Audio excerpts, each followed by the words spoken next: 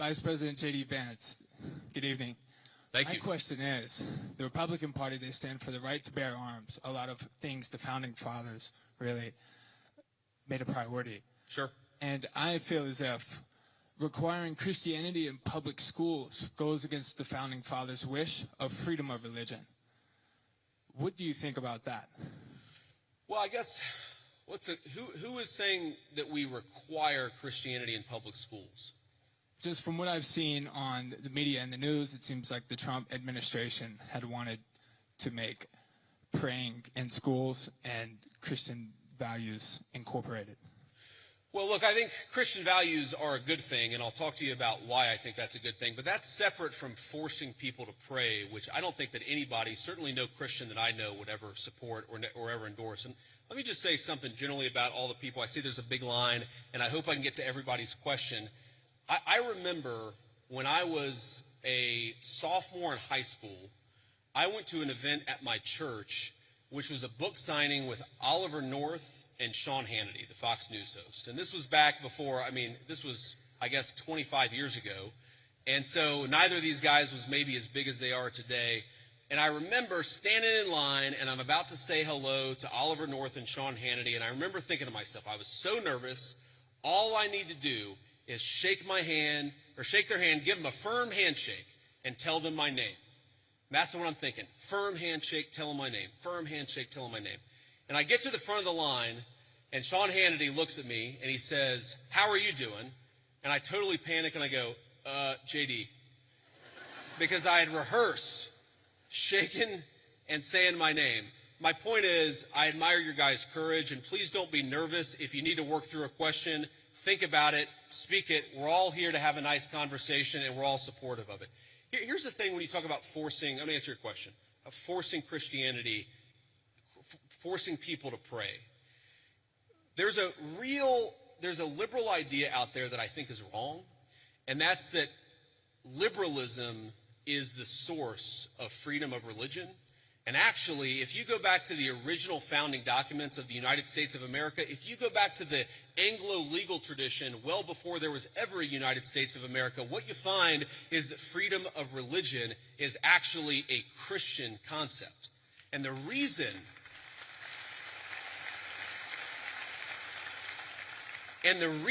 it's a Christian concept is very simple. Because Christianity, Imago Dei, the idea that we are all made in the image of our Creator, means that we must respect the free will of every single person. Now, part of that is you have a conversation with people. Having free will doesn't mean that you're not allowed to encourage somebody, that you're not allowed to talk to somebody about your faith, that you're not allowed to talk about certain values in school. When our founders talked about freedom of religion, they didn't mean you weren't allowed to say a Christian prayer in a public school or that you weren't allowed to talk about Jesus Christ in a public forum. They just meant that nobody could force you to profess the Christian faith. That had to come from your own free will. And I believe that, and I think every Christian who I've ever spoken to believes that the source is the Christian, the source of your faith, the Christian understanding must be your own free will. But here's the thing about Christian values. There are a lot of Christian values out there that I think that we've just sort of assumed and we've in fact taken for granted. Christian values are the idea that you should respect every single person as an individual. Whatever the color of their skin, created in the image of God, that's a Christian concept. And in fact, it was a Christian empire, Great Britain, that abolished slavery to begin with. The idea that we should eliminate child sacrifice. What did the Christian settlers find when they came to the New World? They found a lot of civilizations that were murdering babies in weird religious rituals. It was Christianity that said we don't kill children just because they're somehow inconvenient to people. A lot of the things, human rights, the very idea that human beings have rights are a Christian concept. And so I'd ask you, my assumption based on the question is that you're skeptical of Christianity, or at least of certain public professions of Christianity. One of my favorite Bible verses is, "By your fruits ye shall know them." And I think that the fruits of the Christian faith are the most moral, the most just, and the most prosperous civilization in history. I make no apologies for believing that Christianity is the pathway to God. I make no apologies for thinking that Christian values are an important foundation of this country, but I'm not going to force you to believe in anything because that's not what God wants and that's not what I want either. So, go ahead. For the school system, do you agree that there should be Christian implementation, or do you think that school system should be neutral and be focused on science, literature, reading, writing, arithmetic? Well, I reject the idea that anything is purely neutral. Okay, there are, for example, let's take a basic scientific fact, and this is a little spicy. I'm not trying to make this too controversial, but take the basic scientific fact of, can you take a pill to change your biological gender? Okay, now that's something that 15 years ago, quite literally, every single scientist in the Western world would have said, absolutely not, that's crazy, and now people will. I think the premise of your question, I don't totally share it because I don't think perfect neutrality is possible. What is it? You talk about history. Was Christopher Columbus a great explorer, or was he a guy who committed genocide against the native populations? These debates, I'm happy to have them, but I reject the idea that there are truly neutral debates. Anybody who's telling you their view is neutral likely has an agenda to sell you, and I'm at least honest about the fact that I think the Christian foundation of this country is a good thing. Next. Okay, thank you. And for the pill you're talking about, what do you mean specifically? Are you talking about testosterone, estrogen? Yeah, I'm talking about hormone replacement therapy. That's what I'm talking about. Just to be respectful, let's keep it going. Yes, thank you. Have a good night. You too. Hello, Mr. Vice President. Thank you so much for giving this opportunity to talk here today. I did not agree with many of the things that you said right ahead of this, but I don't think that's my point to discuss here. What I want to ask is, you are married to a woman who is not Christian. In her Wikipedia, I just looked that up. I wanted to know what her faith was. I didn't know this before. But she still calls herself Hindu. You are raising three kids in cultural, racial, religious household. How are you maintaining, or how are you teaching your kids not to keep your religion ahead of their mother's religion? Or how are you teaching them that your kind, they're that kind who got here just few years or few decades ago is different or is better than your mom's kind who got here just a generation before? How are you balancing that? And when you talk about too many immigrants here, when did you guys decide that number? Why did you sell us a dream? You made us spend our youth, our wealth in this country and gave us a dream. You don't owe us anything. We have worked hard for it. Then how can you, as a vice president, stand there and say that we have too many of them now and we are going to take them out to people who are here rightfully so by paying the money that you guys asked us? You gave us the path, and now how can you stop it and tell us we don't belong here anymore? And one more thing, I'm sorry. One more thing. Sure. Do you have to There's be... a lot there. I don't know if I'm going to remember all this, but I will try. I'm sorry. I had to say all of this, and please take it with due... I'm saying all of this with due respect. Go ahead. Please. I have no intention of causing a scene here or anything, but... We're not close to causing a scene, don't worry.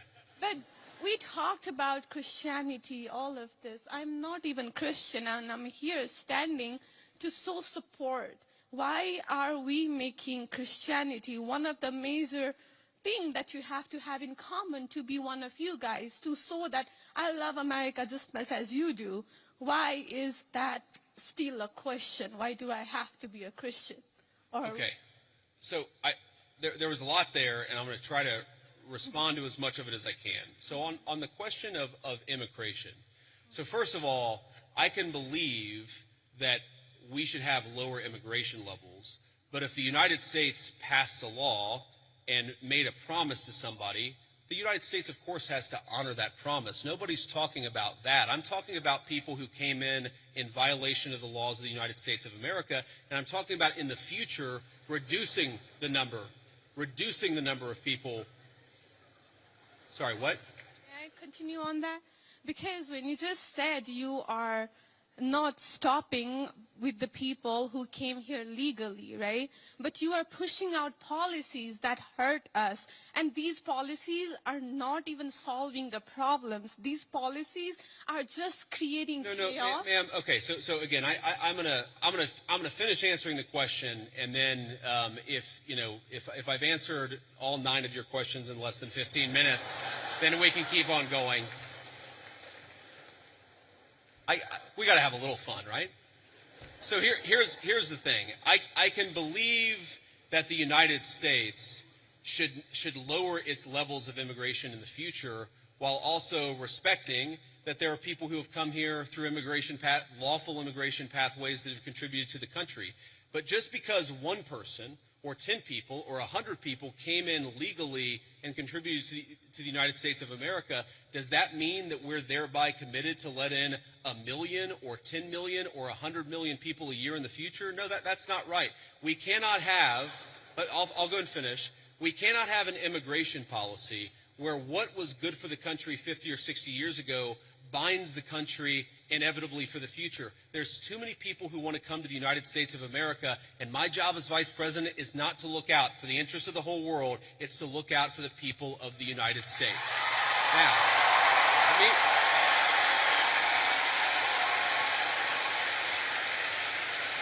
Now, you asked a personal question about our interfaith household. And yes, my wife did not grow up Christian. I think it's fair to say that she grew up in a Hindu family, but not in a particularly religious family in either direction. In fact, when I met my wife, we were both, I would consider myself an agnostic or an atheist, and that's what I think she would have considered herself as well. You know, everybody has to come to their own arrangement here. The way that we've come to our arrangement is she's my best friend. We talk to each other about this stuff.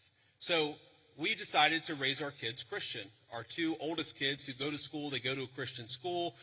Our 8-year-old did his first communion about a year ago. That's the way that we have come to our arrangement. But, thank you. My 8-year-old was also very proud of his first communion. Thank you, guys. I'll tell him that Ole Miss wishes him the best. But I think everybody has to have this own conversation when you're in a marriage. I mean, it's true for friends of mine who are in Protestant and Catholic marriages, friends of mine who are in atheist and Christian marriages. You just got to talk to the only advice I can give is you just got to talk to the person that God has put you with, and you've got to make those decisions as a family unit. For us, it works out. Now, most Sundays, Usha will come with me to church. As I've told her, and I've said publicly, and I'll say now in front of 10,000 of my closest friends, do I hope eventually that she is somehow moved by the same thing that I was moved in by church? Yeah, I honestly do wish that, because I believe in the Christian gospel, and I hope eventually my wife comes to see it the same way.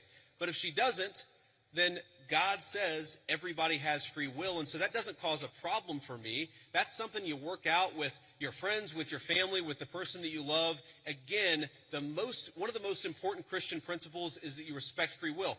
Usha's closer to the priests who baptized me than maybe I am. They talk about this stuff.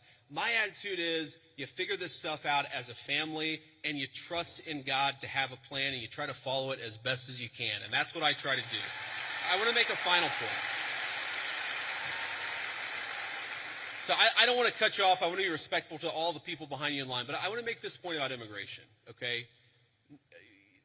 If you ask the question, what is the exact right number of immigrants for the United States to let in, it is just very specific on the context. If you go back to the 1920s, the United States passed an Immigration Reform Act that effectively cut down immigration to close to zero for 40 years in this country. And what happened over those 40 years? The many, many people who had come from many different foreign countries and different foreign cultures, they assimilated into American culture. And there was an expectation that they would assimilate into American culture.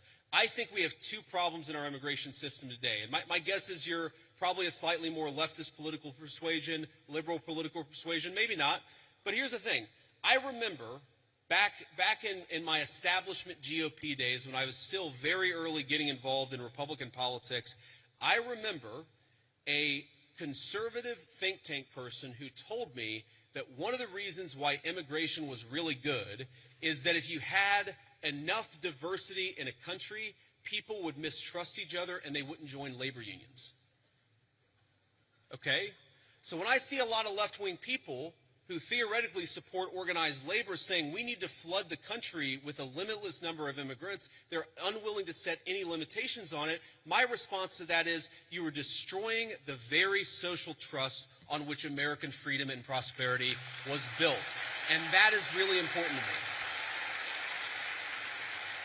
So the honest answer to your question, what is the exact number of immigrants America should accept in the future? Right now, the answer is far less than we've been accepting. We have got to become a common community again, and you can't do that when you have such high numbers of immigration, which is one of the reasons why we have the immigration policy we do.